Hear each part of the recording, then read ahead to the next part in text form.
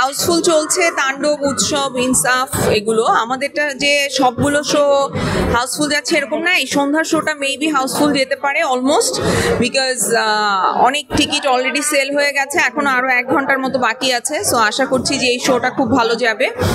আর cinema আসলে মানুষ দেখছে, উপচে পড়া ভিড় বাংলা সিনেমা দেখার জন্য, এটা অনেক বড় একটা ব্যাপার, ভালো লাগছে।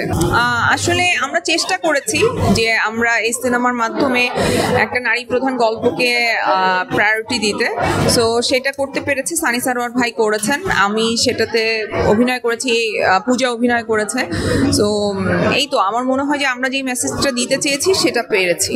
আমি তো অনেক ভালো সাড়া পাচ্ছি। আর দর্শকের কাছে অনুরোধ থাকলো যে আপনারা প্লিজ হলে এসে সিনেমাটা দেখেন এবং আমাদের পাশে থাকেন।